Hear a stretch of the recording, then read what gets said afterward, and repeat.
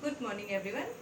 बोली जो हम आप एक दूसरे से बात करते हैं, आप बोलते हैं हम समझते हैं, हम बोलते हैं आप समझते हैं। बोली क्या है? भाषा। बोली मनुष्य को ईश्वर द्वारा दी गई एक बहुमूल्य उपहार है, जिसके माध्यम से हम अपने विचारों का आदान प्रदान करते हैं और एक दूसरे को समझ पाते हैं। इसलिए हमें मीठी वाणी का प्रयोग करना चाहिए। मीठी वाणी बोलने वाले और सुनने वाले दोनों को आत्मसंतुष्टि प्राप्त होती है। आत्मसंतुष्टि अर्थात अंदर से हमें भी प्रसन्नता होती है और जो सुनते हैं उन्हें भी खुशी महसूस होती है। कटु वचन जहाँ सुन के हमारा मन दुखी होता है, वहीं कोयल के समान। अब कोयल और कौवा देखिए, दोनों एक ही प्रकार के पक्षी हैं, दोनों का रंग काला है, लेकिन एक अपनी मधुर आवाज के कारण जहाँ सबका प्रिय बन जाता है। कोयल बसंत ऋतु में जब बागों में कूकने लगती है तो हम सभी का मन हर्षित हो जाता है, खुशी हो जाते हैं।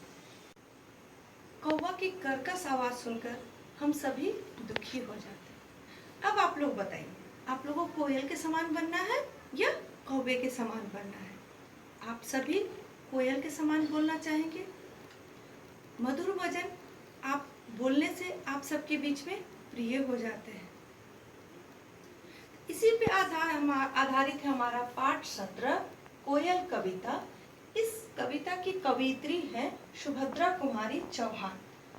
ये और बहुत सारी कविताएं लिखी हैं। आप लोग ऊपर के क्लास में जाएंगे तो इनके द्वारा लिखी गई और बहुत सारी कविताएं पढ़ेंगे। आइए हम कविता कोयल पढ़ते हैं। कोयल। काली काली कोयल है, पर कितनी मीठी बोली है। इसने ही तो कूक कूक आमों में मिश्री घोली है। यही आम जो अभी लगे हैं, खट्टे खट्टे हरे हरे। कोयल कूकेगी हो जाएंगे पीले रस भरे भरे। हमें देखकर टपक पड़ेंगे, हम खुश होकर खाएंगे।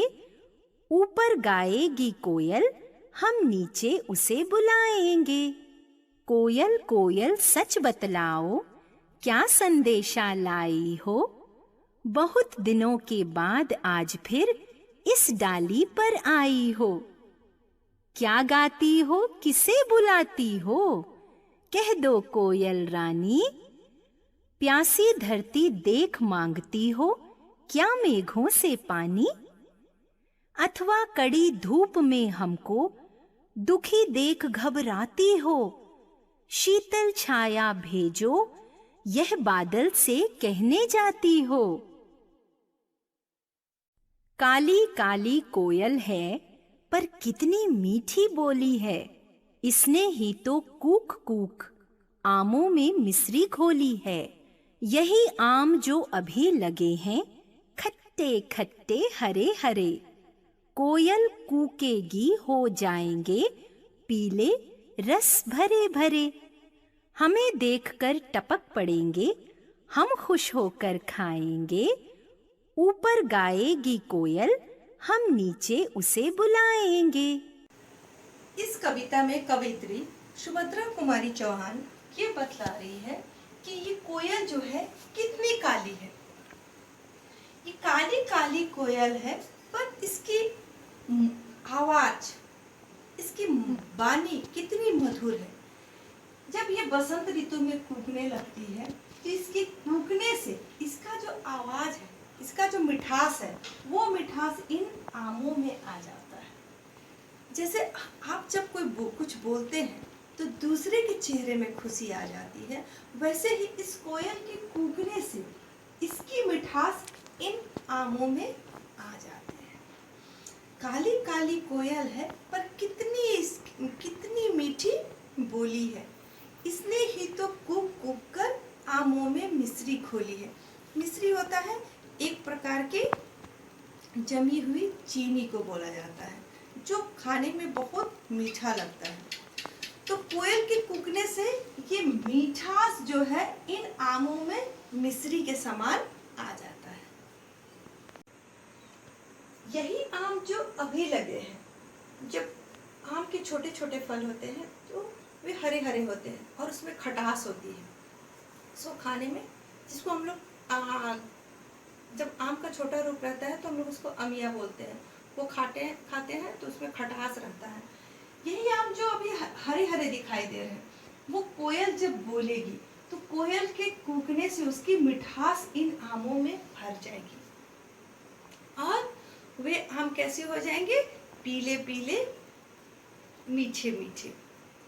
और वे पीले आम हमें देखकर टपक पड़ेंगे और जब हम लोग नीचे जाएंगे तब वो पके हुए पीले पीले आम पेड़ों से नीचे गिर जाएंगे और उन मीठे आमों को खाने में हमें बहुत मजा आएगा।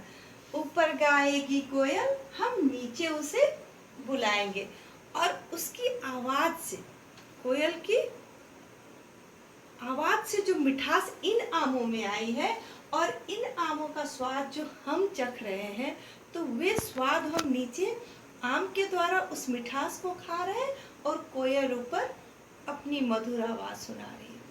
हमें देखकर टपक पड़ेंगे, हम खुश होकर खाएंगे, ऊपर कोयल गाएगी, हम नीचे उसे बुलाएंगे।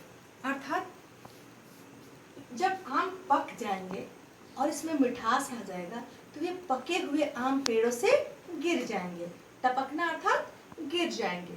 और जब आम पके हुए नीचे गिर जाएंगे तो हम उन मीठे मीठे आमों को चुनकर खाएंगे और ऊपर कोयल की मधुर आवाज को सुन के हम लोग नीचे जब खाएंगे तो उस कोयल को आवाज देंगे कि तुम अब नीचे आ जाओ, तुम्हारी आवाज की मधुरता से ये आम भी मीठे हो गए हैं, तो अब हमें भी मधुर बना दो, अर्थात हमें भी मीठी वाणी बोलना सिखा दो।